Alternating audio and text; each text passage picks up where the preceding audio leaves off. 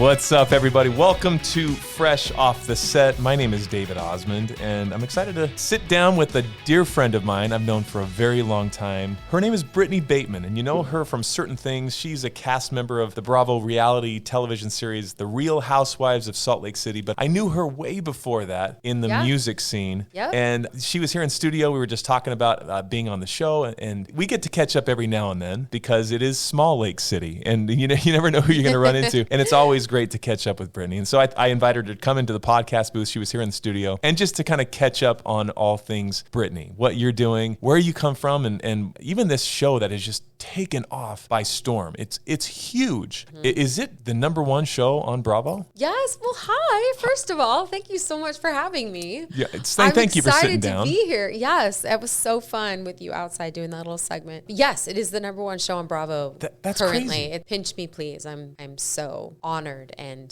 so appreciative of that. So grateful. Many great moments, notable moments. You've been on for quite a while. My 2 question years, is, how did it even come to be? This whole process of getting cast, being invited, going way back even before. I'd love our audience just to get to know you a little bit better, what your history is, because you're an actress, you're a model, you're a singer, you're a performer. You grew up in, kind of like myself, in a family musical environment. A lot of people may not even know that part about you. So your foundation as an artist, where did that start? Where were you born? Where are you from? Oh my gosh. We'll do the whole kit and caboodle. I was born in Provo, and my parents met in a battle of the bands in Park City. It's so rad. And so rad. They're both in different bands. They fell in love in the green room. They formed their own band. And so by the time I was 9 months old, my mom had taught me to sing an arpeggio, which you know what that is. Da, da, da, da, da, da, da. So I could, as a baby, sing an arpeggio, and the rest of my siblings did too. I was the oldest of 5. Cool. And so I started singing with my parents in their band when I was 4.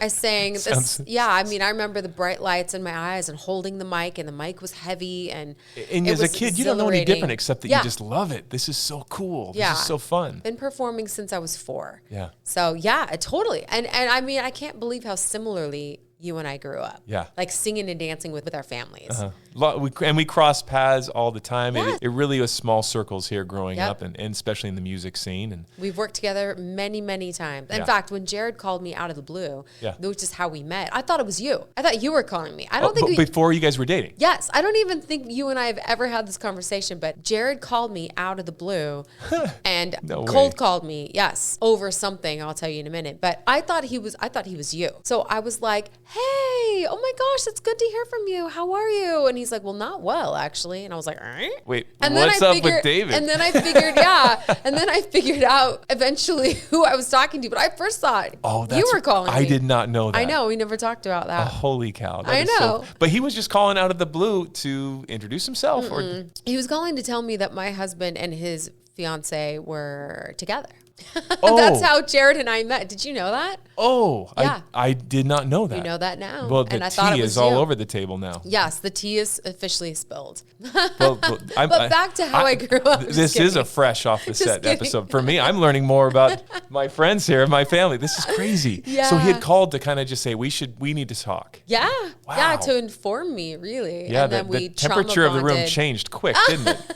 Yes. Yeah, it totally took me off guard. I had no idea. And so, he was the informant, and we trauma bonded over it. It was really traumatic for the both of us, and just became best friends. So we started out as best friends. I mean, didn't even know what each other looked like. Oh my gosh. Yeah. So you hadn't even met. It was just a phone call, just a connection. And now you've been hanging out with him for quite a while. That's awesome. You got a good connection there. Almost 3 years. And he's a good dude. And also even in the acting, you've been, in a lot of different shows and performances, and you get a chance to be in the studio and work on projects, creative things, and your voice is awesome. And are you able to perform still? I mean, I know obviously people see you on the show. Are you also doing music consistently at the same time? I am. Yeah. I mean, I used to do more, but I just barely finished one woman cabaret in New York at 54 Below, which was insane. That's cool. I carried the whole show. It was crazy. I was so nervous because, as you know, as a singer, like to carry a whole show, a one woman show, that seemed so intimidating to me. But I just did 2 nights of it. We sold out the first night, so we opened up a second night, sold that out. It was absolutely. Do you have a jazz ensemble? Do you have a band? What was the? I had a 3-piece. Yeah, it's like perfect. just a rhythm section. Yeah, course. Like a grand piano on the stage and then,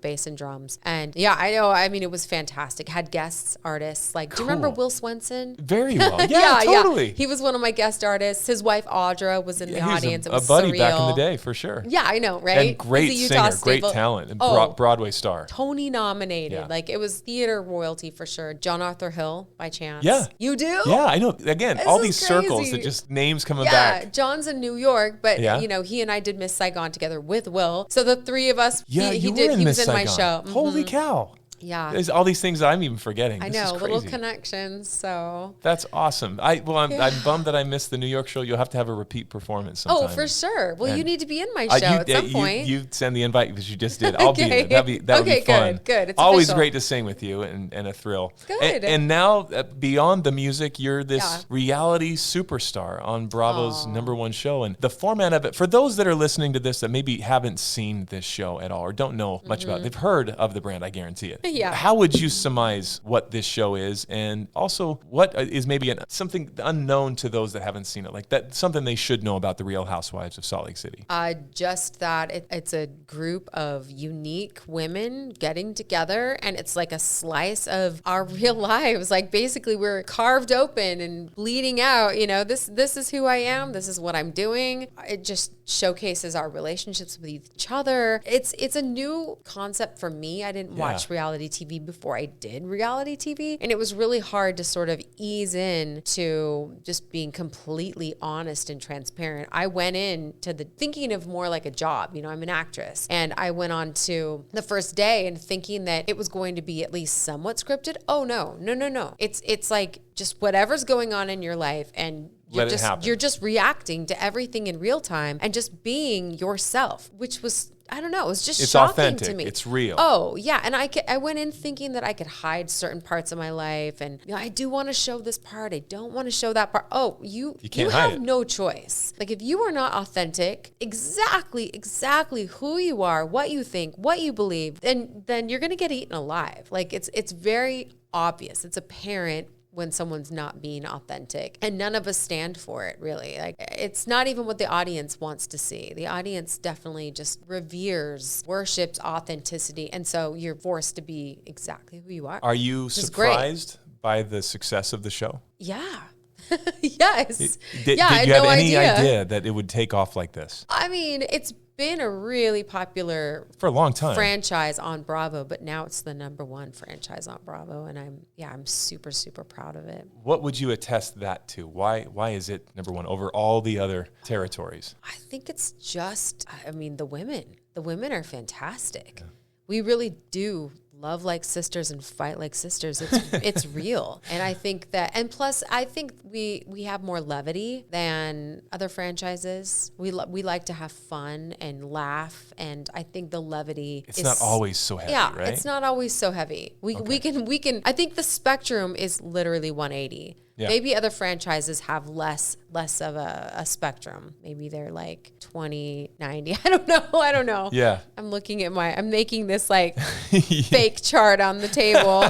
But yeah, I know we really go from absolute crazy to all swing the pendulum all the way up to the other side and just have so much fun and laugh. And yeah. The best of times, the worst of times. The best of times, it's a tale of two cities. Yes. It's crazy. It was the best of times, the worst of times. How did, going back before that first episode, your first recording on Bravo, how did you get approached? How did you get connected to the show? What was that process like? Were they trying to cast? Did they reach out to you? How did you get connected to this franchise? Well, it's almost like being pledged in a sorority. It's almost like you have to be brought in by someone. You do. So I knew Heather through someone else that was in the cast, Angie Harrington. It's a girl that knows a girl that knows a girl. Yeah. It's always...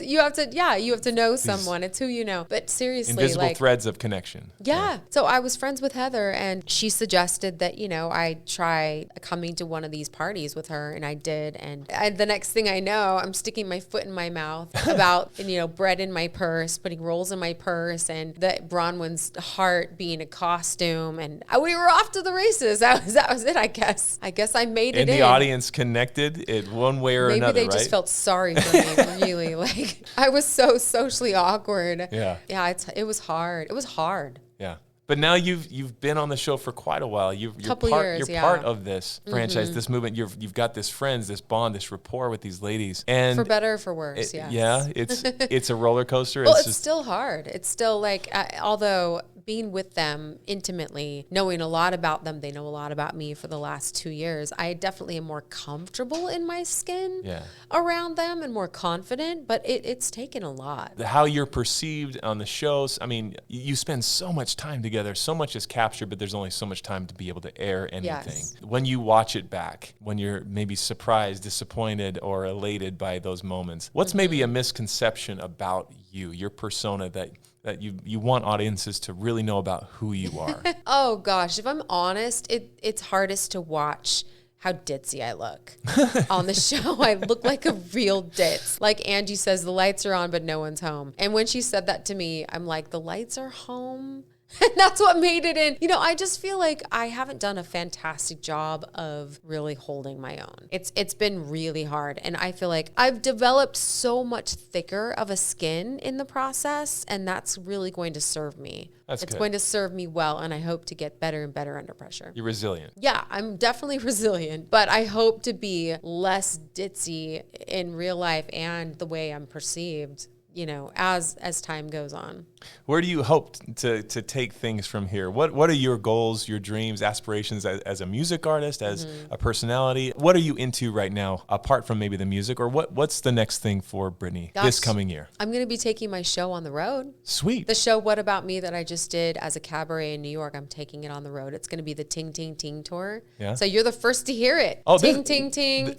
I have an announcement. Everyone, I have an announcement. No, breaking news? Breaking news. Ting, ting, ting. I have an announcement. The What About Me tour is going on the road, and it's going to be called the Ting, Ting, Ting Tour. Oh, that's cool. Isn't that cute? That is cute. I dig that. Yeah, I'm excited. So that's what I'm working on. We're going to be starting rehearsals in the next few weeks and start auditioning Broadway dancers and musicians. Full show, like you're going to produce it. You got it all in your mind put together. Yeah, well, I've got some great producers. I've got a great music supervisor, great music director, some producers that I work with, and I've got a great team. You're based here in Utah. Do you travel a ton? I go back and forth to New York quite a bit. Because New York's kind of a hub for you. Yes. I'd go back and forth to New York quite a bit for this very reason. Is most of it shot in both locations? Well, do you go to lots of different areas? As you know, you can shoot whatever you want. You never know what's going to get edited in. I mean, you and I sang in season 5 together. I remember it was filmed. I remember stepping into. I was at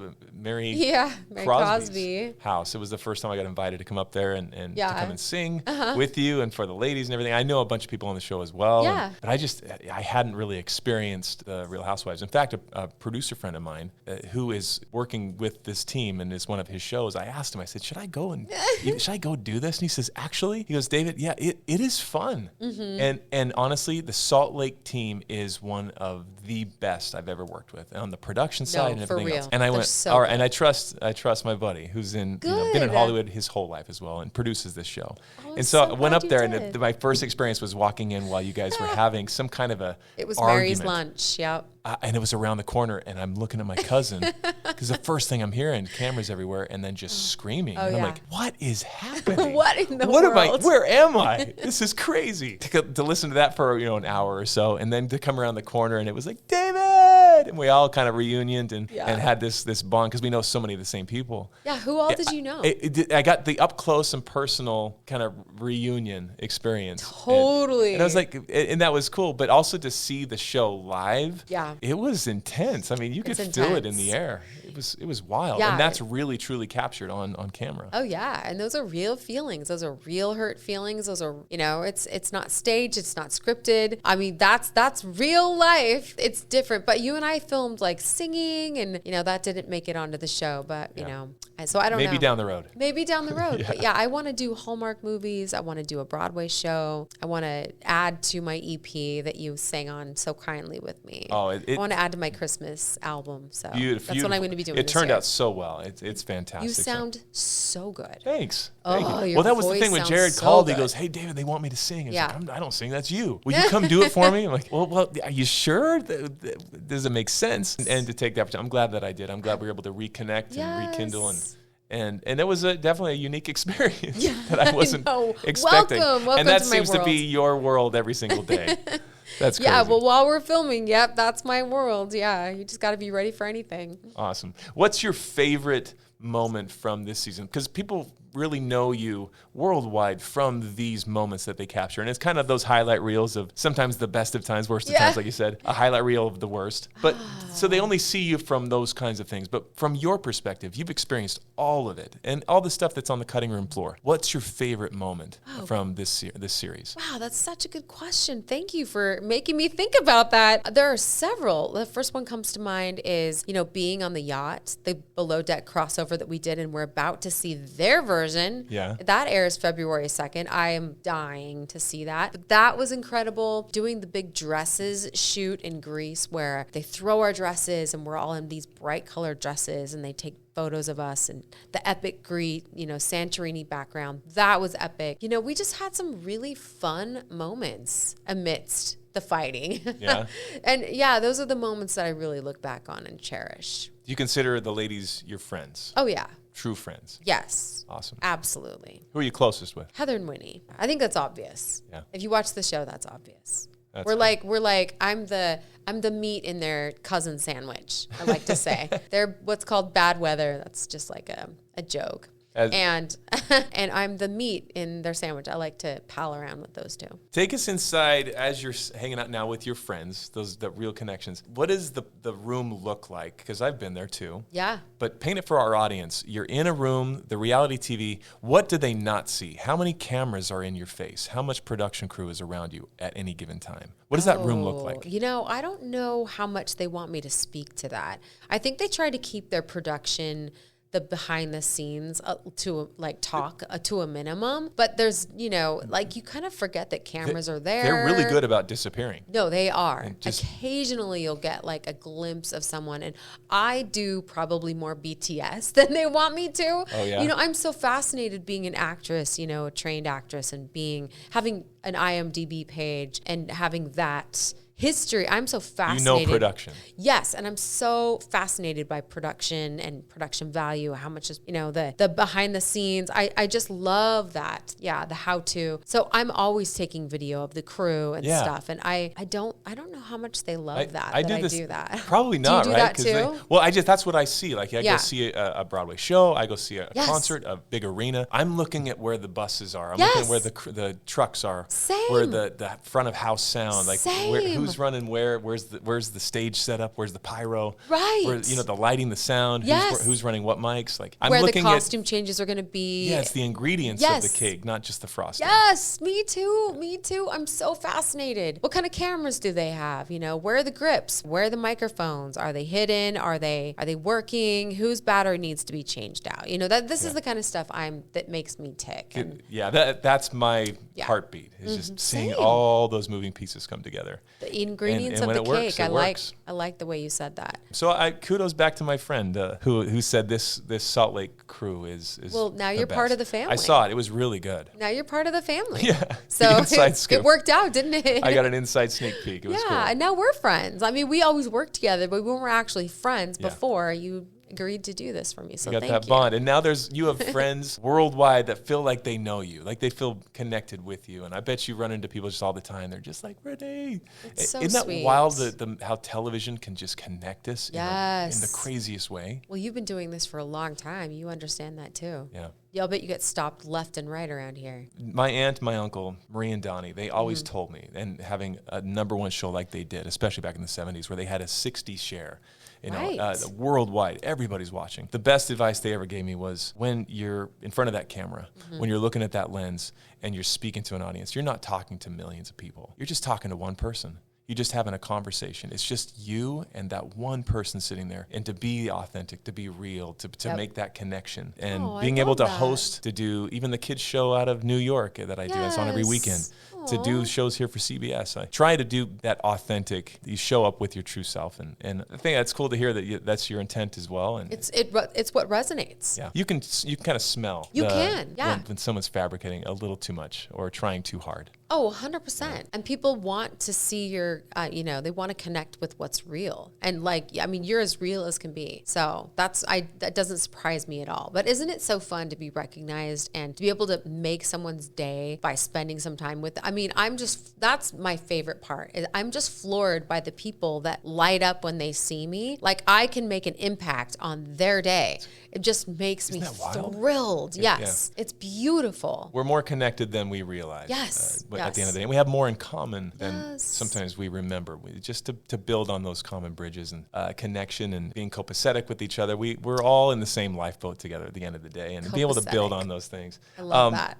Well, thank you for being your real self. Thanks for being my real friend and for connecting with me and giving my cousin a hard time. He deserves it sometimes. No, he's awesome. I love him. He's amazing. I know. Awesome. We should all go out. We need to go out going to dinner. For sure. Yep. Absolutely. And we'll do it without cameras in our faces. Yes. No cameras allowed. No, but we'll have fun for sure. And I'm so grateful you stop by our show all the time. Our audience absolutely loves you. And we love you. We're grateful that you be on the show. Any last words you want to share with our audience that are listening to this podcast?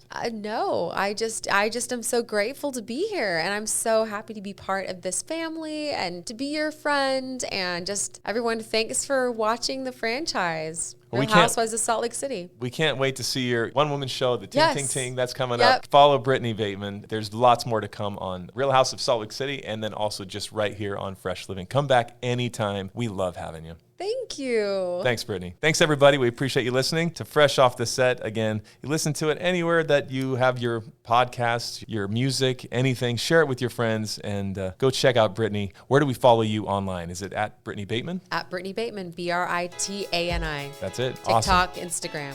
Yep. You won't be disappointed. You'll be entertained. I promise you. Thanks again, Britani. Thank you.